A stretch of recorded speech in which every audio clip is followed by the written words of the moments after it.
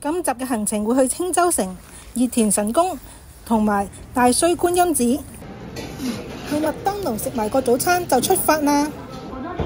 由名鐵名古屋出發，一路搭到去新青州站，大概20分鐘左右就會到達新青州。呢度行去青州城大概仲需要15分鐘嘅路程，沿途有指示牌，一路跟住指示牌行就行到啦。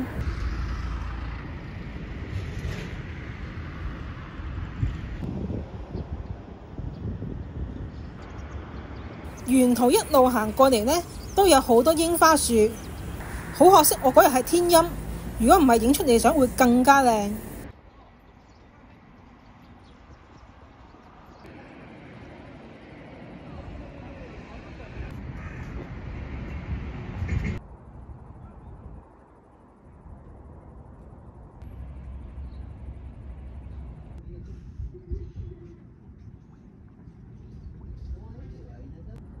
經過前面嘅日式庭院，就會到達青州城。青州城係需要入場費嘅，大人係400yen一個，要留意入去係需要除鞋嘅。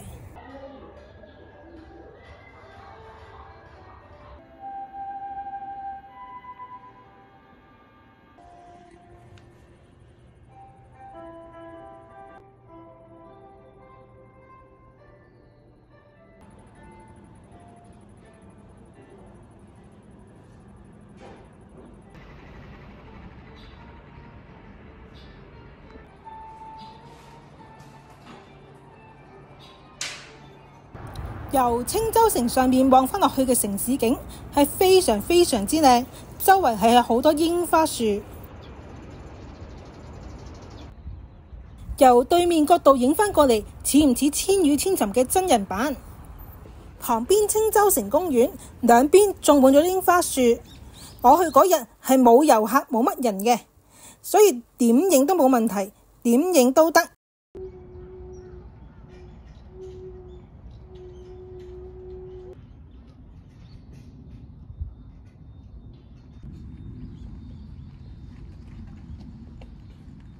公園隔離有個手信店，入邊有啲當地嘅產品，同埋有少少青州城嘅手信可以買。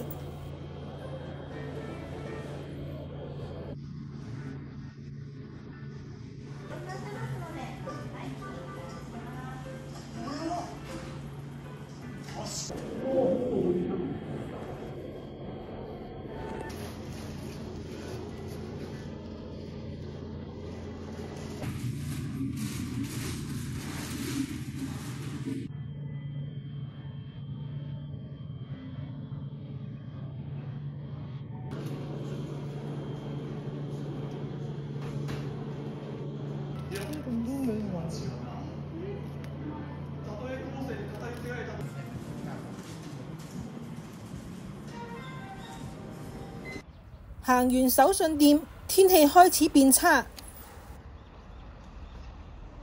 死，落雨，真係落雨啊！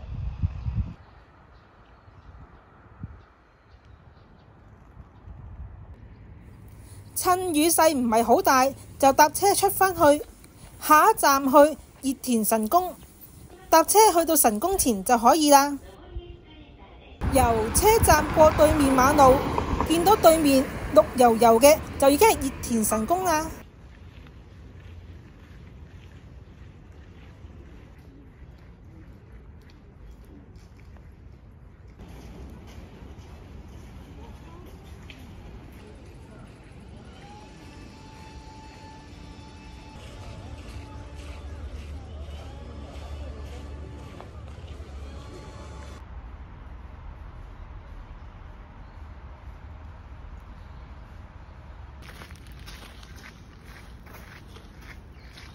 一路行入嚟就會見到寶物館同草薙館。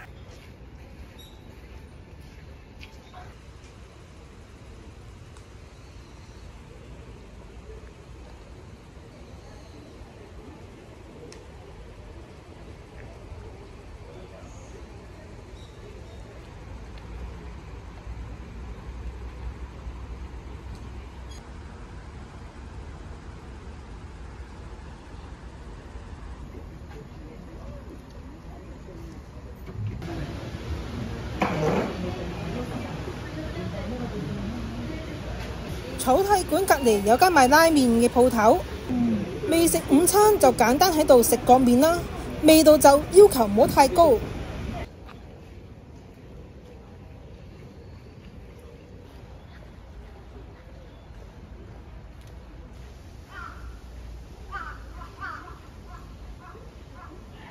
繼續行就會行到嚟正殿嘅位置，可能係天氣或者時間上嘅關係，今次見到嘅人就唔係話特別多。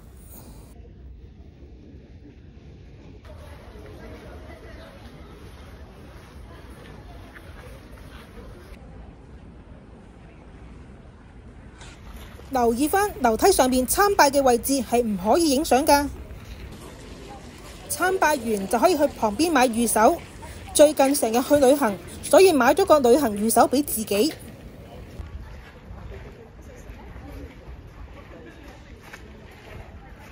熱田神宮後邊仲有個清水社，呢度係祈求皮膚變靚嘅，用水潑中個石頭就可以願望成真。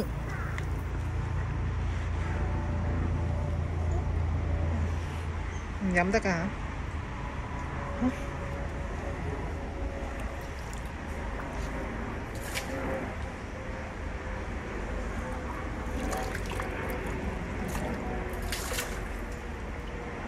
唔該晒。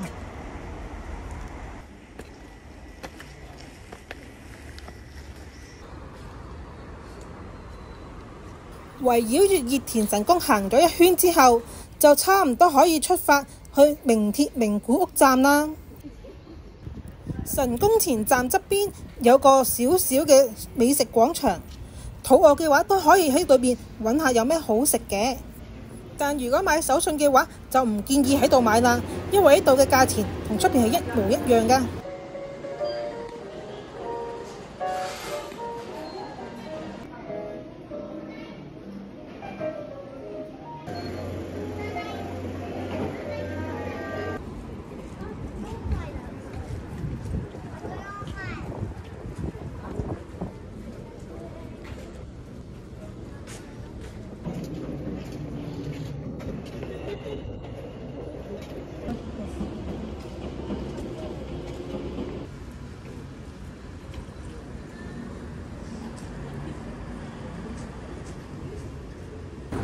出返嚟名鐵名古屋，趁有時間周圍行下先。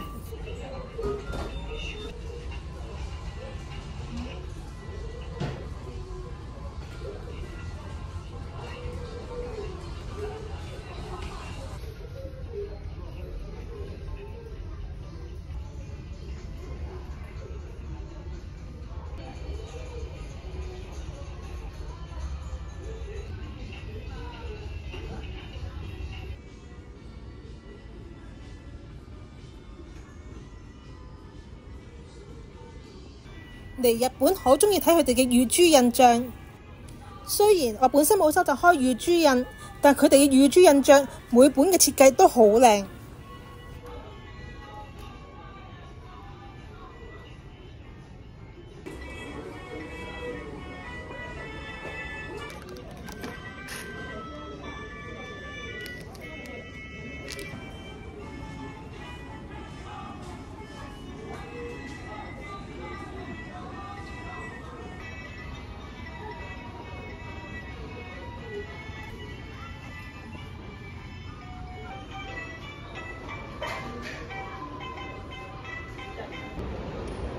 跟住過埋對面睇下書局有咩新貨。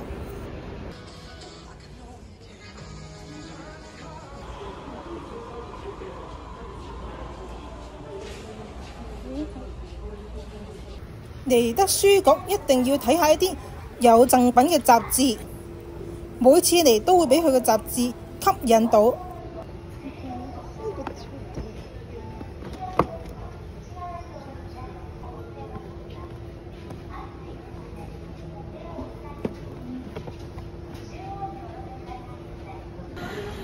樓下有迪士尼嘅鋪頭，每次嚟都要入去睇一睇。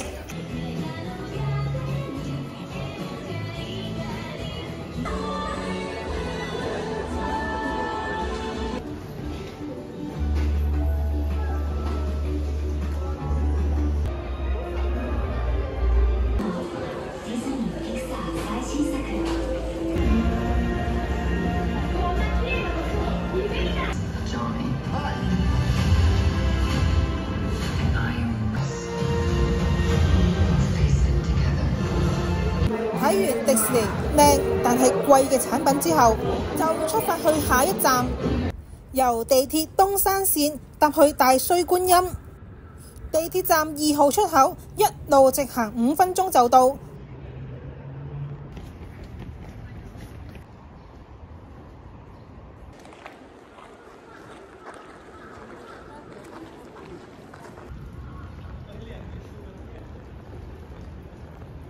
大須觀音寺隔離就係大須觀音通，即係我哋俗稱嘅大須商店街。一入嚟就見到一個網紅打卡店，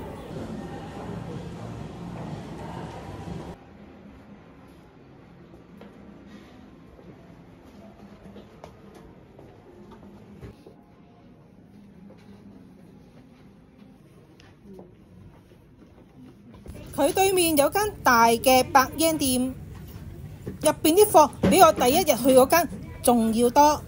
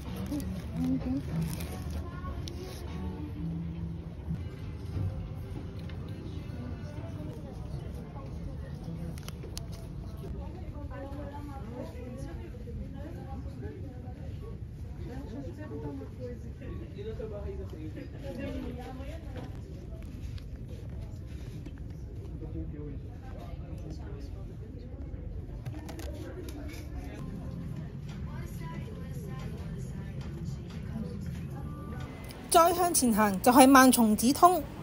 7點鐘呢個時間，大部分嘅鋪頭都已經閂咗門啦。呢間普通平民超市而家呢個時間仲有好多人幫襯，主要都係本地人。呢間唔係免稅店，但係佢嘅價錢比其他出邊鋪頭已經平好多。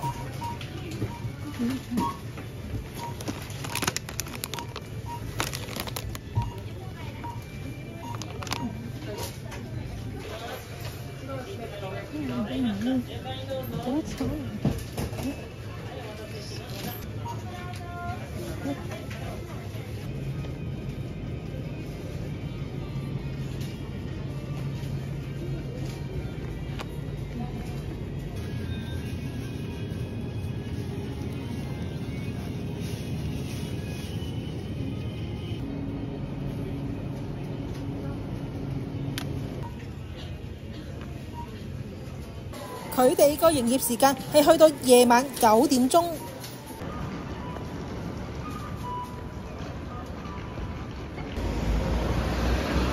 點解行到呢個位？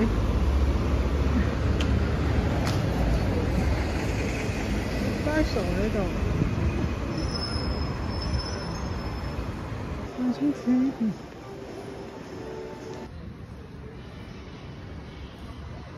因為進河屋嘅入口呢就唔太起眼，所以我揾咗一輪先至揾到佢個入口。呢個位置係3樓，主要係睇下有冇中古物品，又或者一番賞物品可以喺度尋寶，揾下自己心頭好。好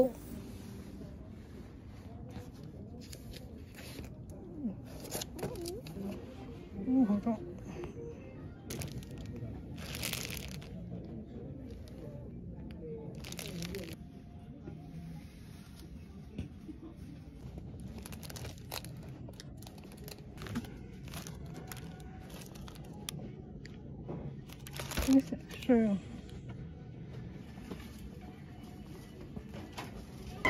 出返嚟名古屋站，見到有間麵包鋪仲開緊，所以入去睇下有冇麵包做今晚晚餐同埋聽日早餐。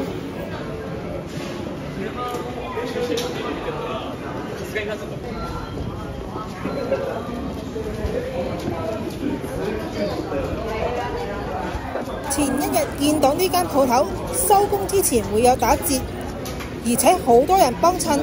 今日特登行過嚟睇下，會唔會有咩便當剩可以做今晚晚餐？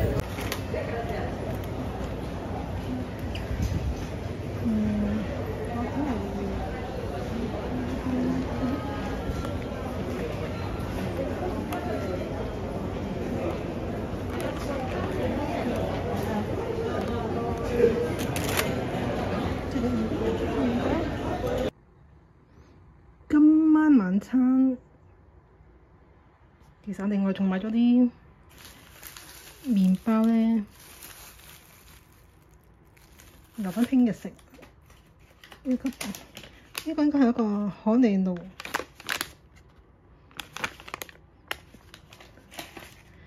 哦，開餐啦！個咖喱包仲熱嘅，仲脆。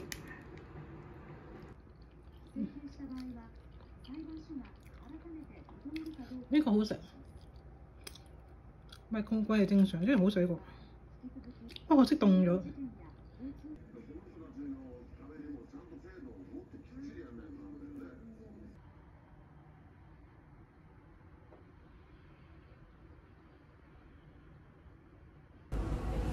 下一集會去食隱藏於民居嘅 cafe、名古屋城，同埋去南極觀測船睇一睇。我哋下一集再見，拜拜。